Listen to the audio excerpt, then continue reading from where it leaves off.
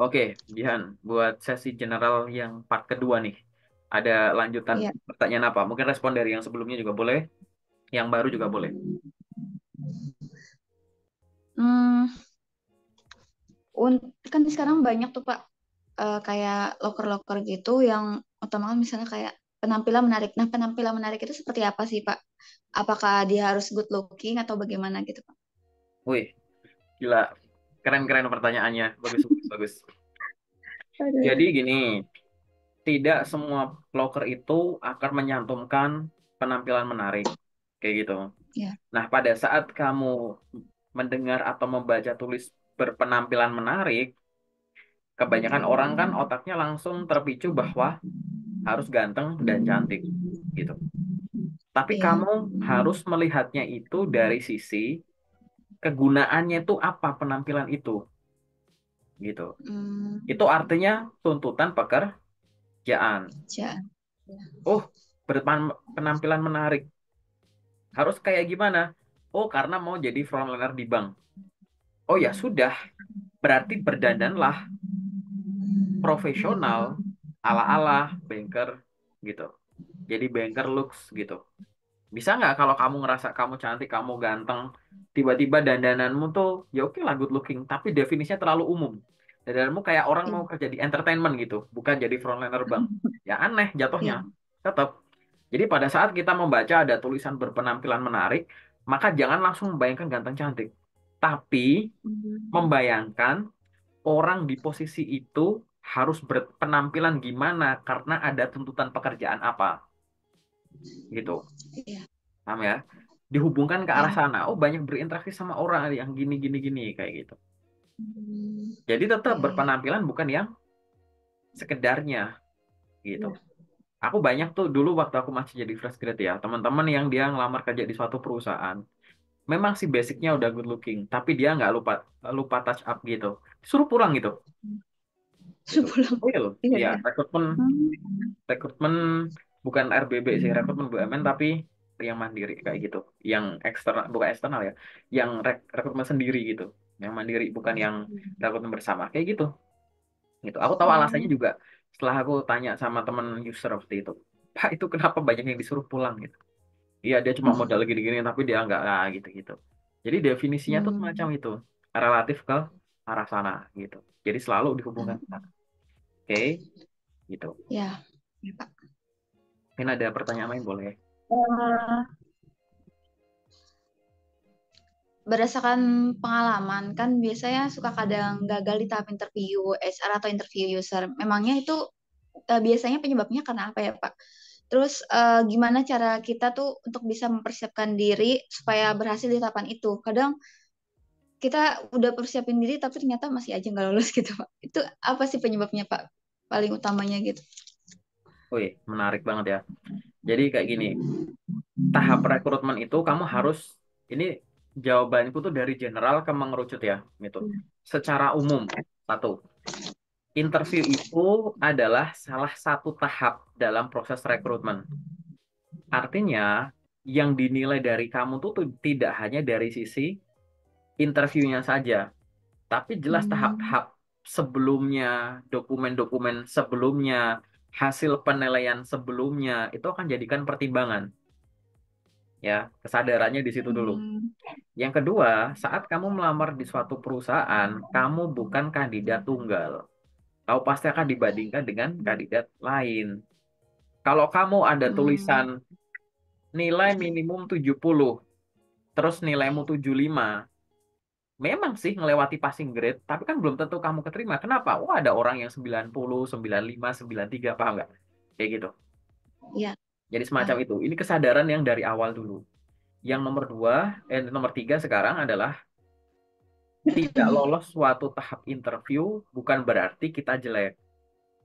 Mungkin belum sesuai saja, kayak gitu. Oke, itu aja. Itu kamu kesadar aja di Iya. situ. Nah, setelah itu kalau kita ngomongin masalah interview, itu kita harus gimana? Kamu harus sadari dulu namanya interview HR atau user, mau user atasan langsung, atasan nggak langsung gitu ya, kayak direktur, owner, atau nanti yang berlapis-lapis ada sampai final interview gitu. inti dari suatu interview itu adalah tiga hal ini. Satu, mengetahui. Dua, melengkapi. Tiga, mengevaluasi atau mengkoreksi. Satu, mengetahui. Mengetahui apa? Mengetahui hal baru yang mungkin di tahap sebelumnya tuh kita belum peroleh gitu. Di dokumen belum ditulis, di psikotes belum tergambar secara jelas. Waktu interview disampaikan sama kamu gitu.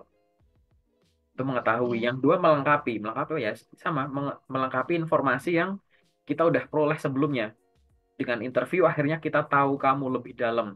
Kita tahu kamu lebih luas gitu. Atau yang ketiga, mengevaluasi. Maksudnya mengevaluasi itu adalah sebenarnya tahap-tahap rekrutmen itu kan proses evaluasi, evaluasi, evaluasi gitu. Berdasarkan dokumen secara administratif, kamu cocok untuk posisi ini. Kita lanjut ke tahap selanjutnya. Berdasarkan psikotes dan ini cocok, lanjut gitu kan, isinya kan proses evaluasi yang kayak satu Iya. satu satu gitu kan. Itu sama, interview juga sama, mengevaluasi. Apakah dengan proses yang sudah ada kamu akhirnya tetap masih jadi salah satu kandidat yang cocok, kayak gitu. Balik lagi ya, kandidat-kandidat cocok tadi belum tentu juga direkrut karena akan dibandingkan dengan kandidat lain, karena akan disesuaikan dengan kuota dan budget gitu. Ya, Iya, iya. yang hebat ada 10, kita butuhnya cuma satu, masa 10-10-nya kita rekrut kayak gitu? Iya Kan juga. enggak gitu. Benar. Gitu. Jadi belum Iya. tentu gitu. Nah, ini adalah hal-hal yang sifatnya umum. Nah, nanti itu yang harus kamu persiapkan tuh untuk HR atau user. Nah, nanti bedanya adalah kalau interview HRD dia lebih banyak tadi berusaha untuk mengungkap dari sisi resource-nya kamu sebagai human gitu. Namanya juga human resource gitu. Gitu. Jadi kamu tuh seberapa resourceful-nya, pengetahuan, pengalaman, kepribadian, kemampuan berinteraksi dan menyesuaikan diri gitu-gitu. Intelijensi gitu, yang gitu-gitulah. Lebih kayak potensi orangnya itu. Kalau yang user lebih ke kesiapan kamu untuk bekerja gitu. Jadi Oh kalau iya. user nanti lebih kayak ini anak udah taunya sampai mana gitu. Dia udah pernah apa? Aku punya tim nih. Kalau dia gabung dengan timku, dia cocok nggak dengan gaya komunikasiku? Gampang diajarin nggak? Gampang diarahin nggak? Bisa berbaur nggak ya sama teman-teman yang lain? Bisa ngikuti kecepatan kerjaku nggak? Gitu-gitu dan lain-lain kayak gitu. Jadi kesadarannya ke sana. Lalu apa yang harus dipersiapkan? Sama, interview HR atau user tuh harus kamu persiapkan jadi satu. Kita lewat definisi interview. Aku cukup sering ya menyampaikan ini, tapi aku ulang lagi. Interview itu menyampaikan informasi. Jadi kalau kamu ingin menghadapi interview, kamu harus kuat dari sisi menyampaikan dan kuat dari sisi informasi. Itu dua hal yang harus kamu optimalkan. Baik. Dari sisi menyampaikan itu apa? Berarti kamu latihan ngomong gitu. Interview itu berusaha untuk mengetahui dan memahami orang dalam waktu terbatas gitu. Makanya pertanyaan-pertanyaan udah disetting gitu biar semuanya tuh keluar yang dibutuhkan tentunya. Yang nggak terlalu butuh ya ngapain kita tanyain. Nah, di situ Iya kamu benar. harus latihan tuh dari sisi menyampaikan. Ini berkaitan dengan komunikasi, baik verbal maupun non-verbal. Verbal kamu ya latihan ngomongnya dari yang berkaitan dengan huruf suara gitu, artikulasi Hmm, diksinya dan lain-lain kayak gitu, iya. intonasi gitu. Dari sisi nonverbal juga sama gitu. Kamu harus latihan itu. Mulai dengan ekspresi, eye contact kamu, gesture kamu gitu. Postur kamu Oh, mau iya. begini, mau begini atau gimana gitu-gitu. Terus noise-noise kalau misalkan pakai perangkat gitu-gitu. Gitu. Kalau itu udah kamu kuasai, artinya kamu udah mengupayakan biar optimal dari sisi menyampaikan. Tapi kan ada sisi yang Iya. kedua, sisi informasi. Nah, sisi informasi ini artinya adalah yang ada dalam otak, gitu. Buat apa? Kalau sisi menyampaikan tadi kamu optimalkan untuk meminimalisasi kemungkinan gagal gara-gara cara penyampaiannya yang nggak optimal. Kalau dari sisi informasi itu mengantisipasi gitu, biar jangan sampai gagal gara-gara kamu tuh kurang optimal jawabannya. Pakaianmu rapi, gaya Hmm, komunikasimu bagus. Kalau semua yang keluar dari mulutmu itu ya kayak nggak berbobot atau miss ya gimana gitu. Nah, informasi ini berkaitan dengan 4 hal yang kamu bisa pelajari. Misalkan apa? Satu, baca ulang CV dan dokumen pendukungnya. Tiap kali kamu mau interview, review ulang tuh CV yang kamu bikin apa gitu. Itu untuk merecall lagi tuh ingatanmu terhadap kosakata-kosakata yang kamu tulis atau yang tertulis di dokumen pendukung. Jangan sampai kamu nggak pernah baca transkrip nilai. Terakhir baca transkrip nilai itu saat kamu nge-scan itu ya, jangan sampai gitu. Iya, iya. Gitu. Contohnya begitu ya. Gitu. Yang pertama dari sisi baca ulang dokumen yang kamu siapkan. Yang kedua adalah riset soal perusahaan.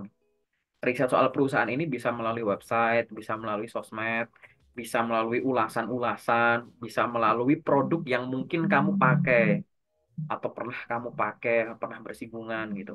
Pahami itu semua, ya kan? Itu.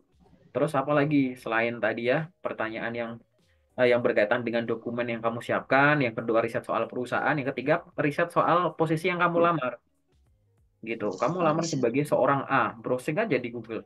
Nggak ada yang Google nggak tahu kan. Mungkin secara umum dulu. Tugas tanggung jawab KPI, cara berinteraksi ini itunya, gitu. Orang sebagai ini tuh ngapain aja sih, caranya gimana sih, toolsnya apa sih, yang dinilai apa sih, disebut bagus gimana sih tolak ukurnya, indikatornya ini itunya gitu. Browsing aja itu. Itu juga akan membantu kamu untuk mensimulasikan. Apalagi misalkan kamu pengen lamar kerja yang cross gitu, career switch gitu. Pengalamanmu ini pengen jadi ini, ya itu kamu harus tahu dulu tuh ngapain di situ gitu. Itu adalah poin nomor Hmm, 3 ya. Baca ulang ya. CV-mu, riset soal perusahaan. Nomor 3 adalah riset soal posisi yang dilamar. Yang nomor 4 itu adalah belajar tentang pertanyaan yang biasa muncul saat interview. Di luar sana banyak orang yang sudah menghadapi interview, jutaan orang sebelum kamu. Nah, sebagian dari orang itu tuh berbaik hati gitu. Ngasih tips dan trik di internet dalam bentuk artikel, buku, video tentang Iya. pengalaman interviewnya. Nah, jangan sampai tuh pertanyaan-pertanyaan yang biasa muncul saat interview, kamu nggak familiar hanya karena kurang riset. Tuh. Ya, Pak. Banyak orang yang misalkan gagal gara-gara pertanyaan A, kamu gagal juga di pertanyaan A, nggak pernah belajar itu. Akhirnya muncul tuh kalimat, hati-hati pertanyaan jebakan HRD gitu. Padahal ya HR ya nggak kepengen jebak. Nggak ada pertanyaan jebakan. Yang ada kamu aja yang nggak maksud sama pertanyaannya. Gitu. Iya, iya benar. Gitu. Nah ini harus balance dari sisi menyampaikan, aspek menyampaikan, dan aspek informasi. Jangan timpang. Banyak orang tuh timpang. Misalkan gini, dari sisi informasi kuat, tapi dari sisi menyampaikan enggak. Kamu ngeluangin waktu tuh nonton konten, baca ini itu, gitu kan. Kemudian ini, tapi kamu kurang prakteknya. Artinya nanti Iya. biasanya teman-teman yang pernah aku share sama aku adalah kendalanya biasanya, Kak aku habis interview, aku paham pertanyaan HRD-nya, usernya, tapi mau ngomong kok susah ya gitu. Ya iya, Iya benar, kadang suka kosakatanya gitu susah ya. karena kamu lebih sering melatih dari sisi informasi daripada menyampaikan. Bahasa simpelnya tuh mulutmu nggak bisa ngikutin kecepatan otakmu gitu, ya kan? Oh iya, Karena iya. kamu kurang terlatih di situ. Atau sebaliknya, kalau barusan informasi lebih kuat daripada menyampaikan, sekarang kebalik, menyampaikannya lebih kuat daripada informasi. Nah ini biasanya berkaitan dengan, nggak selalu ya, tapi biasanya teman-teman yang dia itu baru lulus kuliah, tapi dia aktif di organisasi, kepanitiaan, atau teman-teman yang udah kerja, terus pengen pindah kerja. Di pekerjaannya, di organisasinya kan dia sering ngomong tuh, ketemu banyak customer dan lain-lain. Tapi dia nggak Iya. punya waktu untuk belajar ngomong khusus untuk topik interview. Mungkin Kak, dia jago ngomongin soal produknya, ngomongin soal ini itu. Tapi untuk pertanyaan interview dia nggak kebiasa. Nah, biasanya keluhannya itu adalah, Kak, perasaan semua pertanyaan interviewnya tuh standar-standar loh, basic-basic loh. Udah aku bisa jawab Iya. semua, tapi kok aku nggak lolos ya, kayak gitu. Nah, biasanya kalau ada teman-teman yang ngeluhnya begitu, kalau yang tadi kan, aku tuh tahu harus gimana, tapi aku bingung ngomongnya. Kalau ini kebalikannya, kayaknya semua pertanyaan bisa kejawab ya, tapi aku kok nggak lolos gitu. Nah, aku kan nggak bisa tebak-tebakan tuh. Coba aku latih role play biasanya kan. Role play ternyata apa? Dia ngerasa udah bisa jawab, tapi dia kurang riset. Sehingga, tapi dia punya kemampuan komunikasi yang bagus. Akhirnya kan dia menikmati saat dia ngomong. Tapi yang terjadi Iya. adalah, saking dia menikmati ngomong dan tidak belajar teorinya, dia sendiri nggak sadar kalau jawabannya itu meleset. Bukan itu yang ditanya. Gitu. Nah, itu sering terjadi juga. Apalagi yang dua-duanya kurang. Wah, yang dua-duanya kurang nih biasanya yang lagi kerja, tapi nyari kerjaan lain, nggak bakalan resign sebelum dapat kerja baru. Ngelamar-ngelamar terus, ngeluangin waktu praktek juga nggak ada, buat baca juga nggak ada. Sistemnya maju terus pantang mundur. Oh, besok ada interview, bisa datang, datang, datang. Nggak gitu. Tapi Tapi dia nggak itu siap dari sisi informasi, nggak siap dari sisi penyampaian juga nggak siap. Itu sama aja gitu. Jadi kamu harus ngelihat dari dua sisi itu. Yang sampai menit ini kita bahas ini adalah kendala-kendala yang bisa kita antisipasi gitu. Karena ya di Pak. interview itu selain dua hal itu kan ada kendala-kendala dadakan yang sifatnya musibah yang kita nggak bisa antisipasi. Lagi interview online tiba-tiba mati listrik, lagi lagi mau interview offline. Kemarin ada temanku tuh datang ke gedung apa, sol sepatunya tuh jebol, padahal lagi di Ya tengah Allah. kantoran. Nah itu kayak gitu kan nggak bisa diantisipasi. Lagi naik kereta, Benar-benar. keretanya gangguan gitu. Hmm. Maksudku adalah ya udahlah kita nggak bisa antisipasi yang dadakan-dadakan nggak apa-apa tapi yang bisa kita persiapkan jauh-jauh hari masa nggak bisa kayak gitu.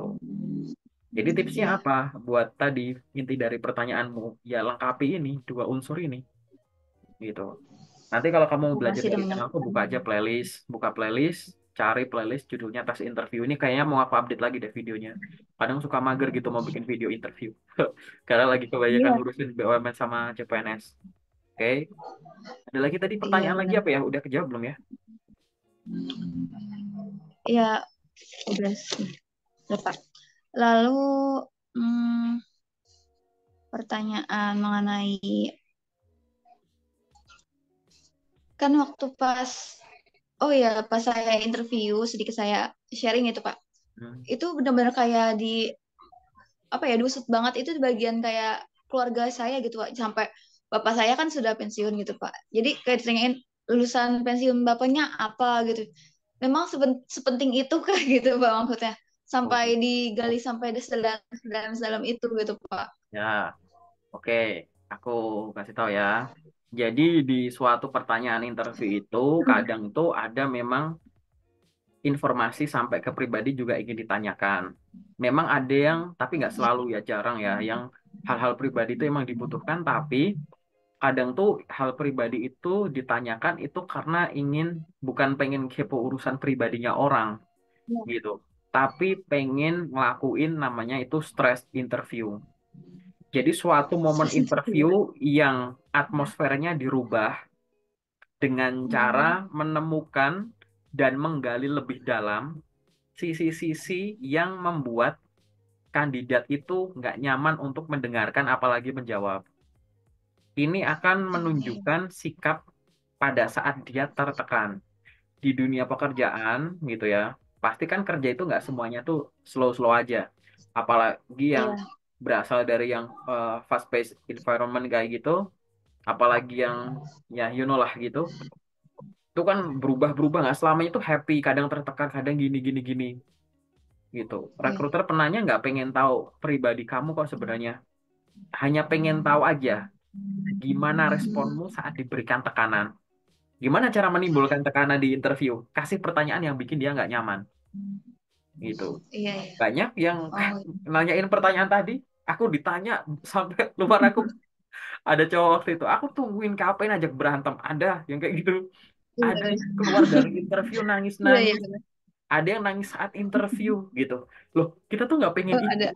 Itu iya, Iya, interview iya. itu nangis. Aku pernah nemuin beberapa gitu. Gitu. Iya, Bukan masalah itu gitu. Aku jadi keingetin yang loh, bukan itu gitu. Ya itu situasional gitu. Lalu apa iya, yang Pak. harus kamu sampaikan di sini? Yang harus dilakukan adalah jawablah secara profesional. Jawab terlalu secara singkat, padat, jelas, nggak apa-apa. Atau yang kedua, kalau nanti kamu jawabnya tuh pakai kesadaran logika, bukan perasaan, gitu. Boleh. Tapi nanti kalau udah yang beda ya antara toleransi privasi sama nanti yang terlalu berlebihan gitu loh. Nah nanti kalau kamu udah Iya. ngerasa nggak nyaman, kamu bisa menolak menjawab pertanyaan itu dengan membalikan ke fokusnya lagi, gitu. Ada yang kayak gitu. Jadi kamu nanti deh di sesi kedua nanti kita coba. Sesi, ya. Iya, Pak. Paham ya? Kamu browsing aja apa itu stress interview gitu. Kalau pengen tahu. Proses interview. Hmm. Baru denger Iya. ya istilah itu ya. Soalnya waktu itu pernah, iya baru dengar juga sih. waktu Hmm. pas itu juga jadi ceritanya sempat ada miskomunikasi antara HR sama saya. Posisinya waktu itu saya diajak sama tante saya untuk menemui SR secara langsung. Itu untuk menanyakan tentang lowongan. Namun SR-nya setelah saya udah mau berbicara gitu kan, HR-nya bilang katanya, oh ya udah masukin aja lowongan interview sebagai admin. Nah, ketika saya masukkan lowongan itu, saya dapat panggilan kan. Nah, interview. Namun ternyata adminnya yang saya maksud itu berbeda. Admin yang dia maksud adalah memangnya kamu tahu bagaimana di mana kalau memangnya kamu tahu loker ini dari mana? Kalau misalnya sini ada buka admin project, hah? Admin project. Saya nggak belajar tentang itu, Pak. Karena di sini katanya, iya soalnya di sini sedang membutuhkan admin project, itu tentang tender-tender. Waduh, kenapa tiba-tiba berbeda dengan apa yang saya kira gitu, Pak. Dan posisinya waktu itu juga Hmm. interview HR dan user itu langsung di samping-sampingan, Pak. Jadi saya Ya. tuh fokusnya bingung maunya di mana gitu. Maksudnya kayak eye contact itu mau di mana gitu. Sedangkan di situ satu ditanyain tentang background saya kayak gitu kan. Sampai sedetail mungkin itu saya jawab dengan sebisa saya. Yang satunya menanyakan tentang CV, isi CV saya gitu, yang tentang uh, interview usernya pokoknya tentang apa yang saya tulis di CV, apa yang saya cantumkan dokumen-dokumen seperti itu, kayak mata kuliah pun saya ditanyain itu di situ sampai benar-benar ditanyain detail banget. Nah itu jujur itu baru pertama kali sih saya ditanyain sampai sedetail itu, Pak. Nah, boleh nggak sih Pak kalau misalnya kita meminta review selama kita interview gitu Pak untuk bahan evaluasi kita gitu.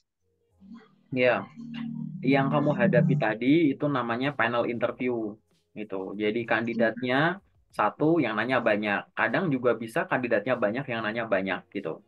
Nah, panel interview ini memang penilaian dari sisi dua aspek tadi, kesiapan kamu bergabung sama dari sisi personal kamu tadi loh, resource-nya kamu itu loh, kayak gitu. Nah, mana yang penting, yang HR apa yang user, yang nanya pribadi atau yang nanya soal CV, penting semua. Lalu gimana pada saat aku harus berkomunikasi dengan mereka, eye contact-nya di mana? Tergantung status kamu saat itu dalam posisi ngomong atau mendengarkan. Hehe, ya betul. Kalau status kamu saat itu sedang mendengarkan, maka kamu ngelihat orang yang lagi ngomong, gitu. Tapi kalau pada saat kamu ngomong itu menjawab pertanyaan atau ngomong, maka eye contact kamu itu bergeser setelah beberapa detik gitu. Tatap mukanya dia sambil ngomong, terus habis itu natap ke sana, ajak ngobrol keduanya, gitu. Itu ada triknya juga. Tapi intinya adalah secara periodik kamu bolak-balik gitu, gitu. Logikanya semacam itu gitu, dua-duanya penting gitu ya, kayak gitu. Jadi kamu nggak usah kayak ngeblur fokusnya gimana gitu. Anggap aja ya Iya. memang kamu harus udah siap dari sisi situ gitu. Nah, lalu kalau yang ditanya sama jawabannya itu beda gimana, tadi aku nangkep yang admin project tadi. Admin kan ada banyak memang, admin HR, admin project, admin finance, gitu-gitu, admin gudang dan lain-lain. Ya, ya kita nggak bisa nyalahin perusahaannya bahwa lo kita lagi nyari ini. Ini kan berkaitan dengan informasimu tadi. Kamu kan dapat info Iya. ada loker admin. Kenapa nggak nanya ini admin apa? Ada poster lokernya enggak? Itu kan kemampuanmu dalam mengumpulkan informasi gitu. Oh, iya. Ya enggak? Ini kan nggak berkaitan dengan perusahaan. Masa perusahaan salah buka posisi? Orang yang rilis info loker pertama adalah perusahaan itu. Yang Nggak ada ada kan kamu posternya sih Pak. ya sama aja. Berarti kan tetap ngerilis info kan gitu. Iya. Jadi nanti kalau kamu kamu gali info ya harus detail. Sama kalau magang gitu. Kemarin-kemarin ada nanya aku soal magang. Kak, aku ditanya magang kok beda ya? Kalau ditanya magang, ya tanya magang apa? Orang kalau poster bahasa Inggris ada namanya admin intern, marketing intern, HR intern, intern apa? Gitu. Kalau akhirnya nanti kamu digilir di banyak posisi ya nggak masalah. Tapi kan paling nggak kan dari namanya ada magang ini loh gitu. Sama. Jadi admin, staff admin atau admin apa? Ini perusahaan apa? gitu. Untuk ngisi yang posisi gimana? Oh nggak tahu gitu. Kalau nggak tahu kan biar yang ngasih tahu kamu mungkin cari tahu dulu nanti diinfo ke kamu. Ini cuma kemampuan untuk melengkapi informasi saja gitu. Nah terus akhirnya nanti kalau kamu menghadapi panel interview ya sampaikan kayak tadi. Lalu gimana? Boleh nggak kita minta evaluasi hasil interview kita? Boleh, tapi tidak saat itu. Nanti-nanti kalau hasilnya tuh udah diumumin. Kalau akhirnya nanti kamu lolos, kamu boleh nanya. Kalau belum lolos, kamu nanya saat itu gitu. Jadi bukan bukan Nanya sesaat saat setelah itu interview kamu gimana? Oh, minta saat dievaluasi. ini ya. Oke? Oh iya. Tapi Oke. ya ya. Berarti setelah setelah interview gitu kali ya, Pak ya? Hmm? Setelah interview, setelah hasil proses rekrutmen ini selesai, Ya, maksudnya. Oh ya. Kan kadang oh iya ya. Soalnya kan bilangnya ada yang bilang sekitar 2 hari, ada yang bilang 2 minggu apa sih gitu. hasil interview? Gini loh, Iya, setelah selesai interview, kan kamu di akhir pertanyaan, di akhir sesi kan kadang dikasih tahu, Pujihan terima kasih demikian proses interview kali ini, mohon ditunggu maksimal 2 minggu lagi, nanti akan kita iya, kabar 2 minggu lagi. Oh baik Pak, terima kasih, mohon izin ya untuk saya follow up nanti 2 minggu ke depan.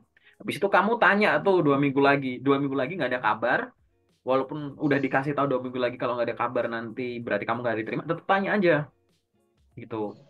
Tanya, terus nanti pas oh tanya iya. ngasih tahu, oh mohon maaf Pujihan belum dapat bergabung. Nah di situ kamu nanya, terima kasih Pak atau terima kasih Bu untuk informasinya. Mohon izin Pak, gitu. Saya sampaikan saja sebagai bahan untuk peningkatan kemampuan saya. Mohon reviewnya Pak terkait dengan proses interview kemarin, sisi mana saja yang harus saya lengkapi dan saya tingkatkan gitu. Atas informasi dan review yang diberikan, saya ucapkan terima kasih, kasih gitu. Ya saat itu, karena kan ini kan akhir interview, akhir rekrutmen, kamu kan nggak lolos, berarti kan akhirnya di situ, Iya. gitu. Oh iya. Nanti kalau kamu udah keterima, keterima di perusahaan itu, ya nanti aja gitu, biar kamu masuk dulu. Kalau saranku sih, biar kamu Iya. masuk dulu, udah ini kan kamu jadi kenal tuh sama HR-nya. Ya udah tuh ngomong secara nggak formal aja. Kemarin aku di interview gimana gitu. Gitu. Bisa lebih Iya. enak gitu. Jadi di akhir itu gitu. Hmm. Lalu untuk pertanyaan selanjutnya, Pak, Gimana? kadang kita masih bingung untuk menjawab kelebihan dan kekurangan kamu itu apa gitu, Pak. Nah, itu gimana, Pak, cara jawabnya? Sebelum aku jawab, biasanya kamu kalau ditanya kelebihan, kamu jawab apa? Biasa kalau saya jawab kelebihan, paling kayak kompetensi yang saya bisa, mungkin saya bisa Microsoft Office, kayak gitu, Pak. Kamu Terus nyebut, saya nyebut atau dijabarkan? nyebut saja sih, Pak. Saya bisa Microsoft Office, saya bisa Microsoft Excel, saya bisa PowerPoint gitu. Iya, kayak Kalau gitu. ya, terus kalau ditanya kekurangan, Kalau kekurangan, ya saya jawabnya tentang bahasa, karena saya belum menguasai bahasa Inggris gitu. Tapi dari kekurangan saya itu saya sedang proses untuk memperbaikinya lagi dengan membaca apa, dengan belajar bahasa Inggris seperti dari kamus atau apa kosakatanya diperbanyak kayak gitu Pak. oke, Harusnya bagaimana tuh? oke. Jadi ini sudut pandangku ya. Nanti kau bisa cari referensi lain. Kalau orang ditanya apa kelebihannya, maka dihubungkan dengan kemampuan yang relevan dengan posisi tersebut dalam contoh-contoh situasi Hmm. nyata. Aku jawab ya. Kalau ditanya kelebihannya apa, ya dijawab dengan cara menyebutkan kemampuan kemampuan yang dibutuhkan di posisi tersebut yang dijelaskan dalam contoh-contoh nyata. Artinya apa? Jangan cuma disebut. Apa kelebihanmu? Saya adalah orang yang menguasai Microsoft Word, Excel, PowerPoint. Aku potong di situ. Anak SMP juga bisa Word, Excel, PowerPoint gitu. Kamu harusnya tuh bisa menyampaikan seolah-olah kamu pengen menyampaikan memang sih niatnya adalah kelebihan saya di Word, Excel, PowerPoint, tapi dari sisi mananya? Karena setiap orang yang punya laptop itu ada Microsoft Office-nya itu. Gitu. Paham nggak maksudnya? Iya, Kamu harus paham menyampaikan paham. dalam kondisi-kondisi real. Gitu. Gitu. Aku jadi penjual bakso misalkan, ditanya apa kelebihanmu? Saya adalah orang yang bisa membuat bakso dan menjual bakso yang enak. Itu semua penjual bakso bisa bilang gitu. Tapi apa Iya, yang bisa kamu sampaikan? kelebihan saya adalah saya bisa membuat 15 jenis bakso. Saya bisa membuat bakso dengan 15 varian rasa. Bakso biasa, bakso urat, bakso telur, bakso coklat, bakso keju, bakso ini, bakso seafood, bakso ini.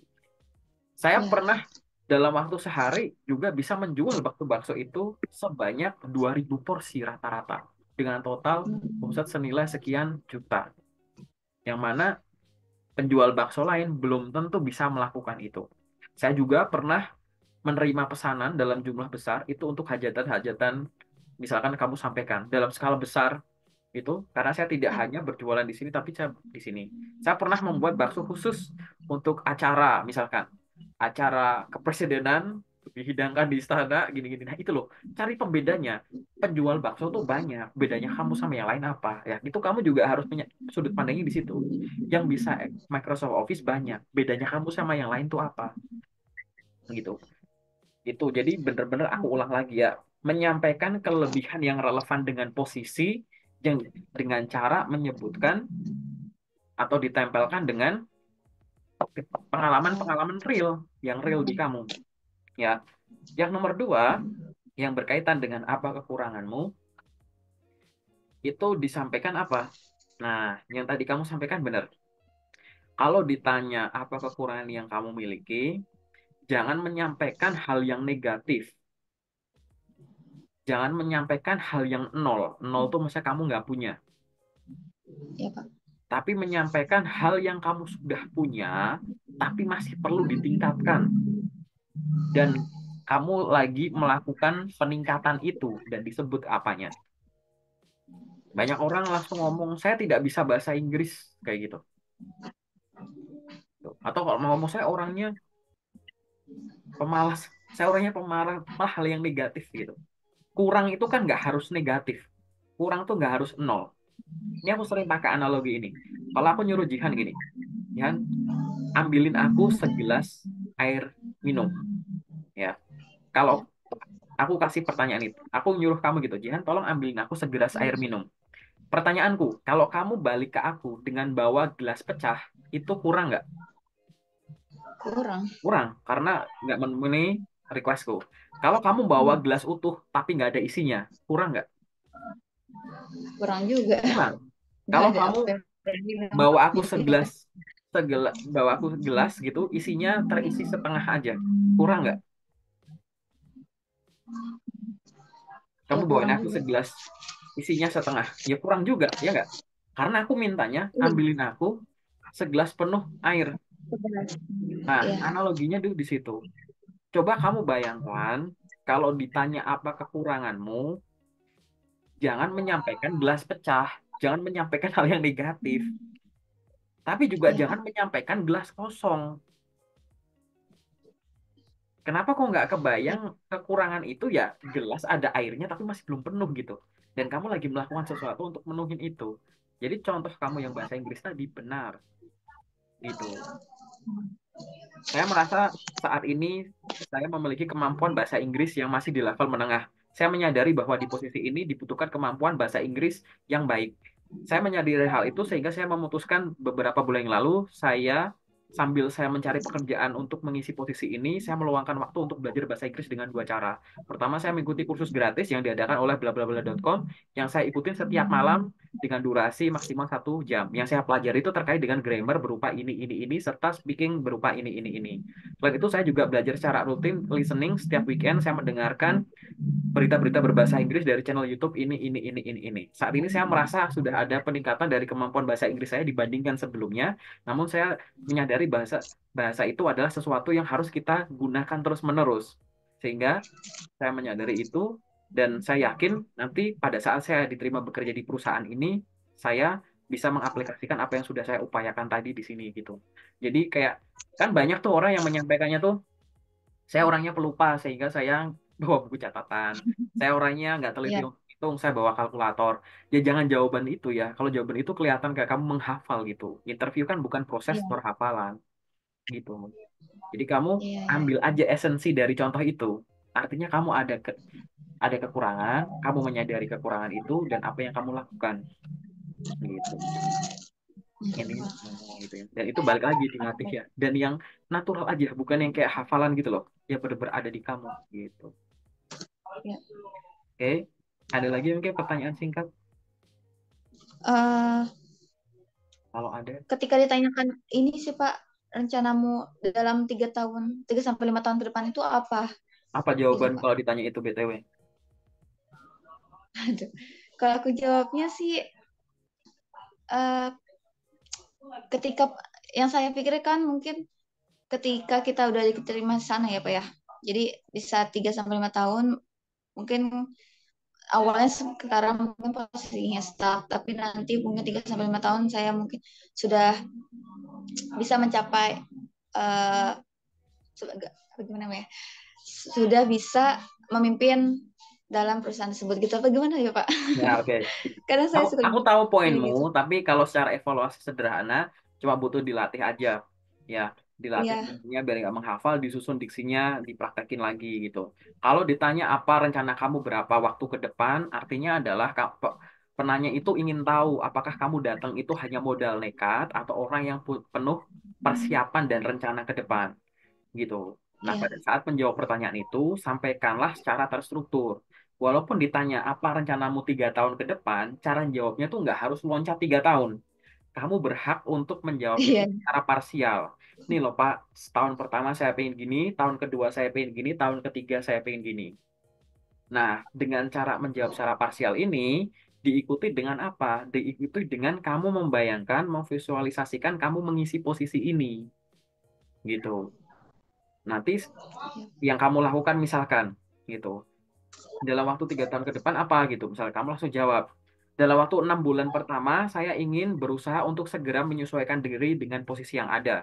Saya ingin tahu kegiatan rutinitas harian saya, bagaimana saya harus mengerjakan tugas harian mingguan bulanan, dan bagaimana saya harus berinteraksi dengan rekan-rekan yang ada.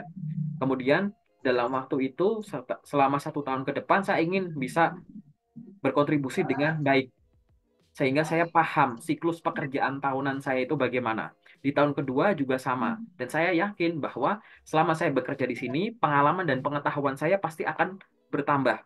Sehingga di tahun ketiga, saya ingin pada saat pengetahuan dan pengalaman saya itu sudah bertambah, saya ingin diberikan kesempatan untuk memberikan kontribusi lebih kepada perusahaan dengan diberikan tanggung jawab lebih.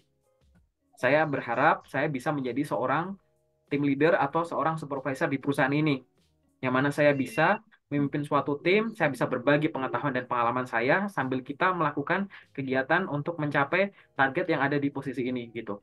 Jadi kamu bikin parsial iya, kurang lebih kayak begitu. Dan itu butuh, kalau kamu bingung mau ngomong apa, ditulis dulu. Ditulis sambil dibaca, kamu kayak mainin intonasi kayak pembaca berita gitu. Terus habis itu kamu latihan ngomong iya, gitu. Jadi biar lebih natural. Jawaban kamu sebenarnya udah ke arah yang benar, hanya butuh untuk disusun saja kayak gitu. Paham ya, Jihan ya? iya Oke. paham Pak.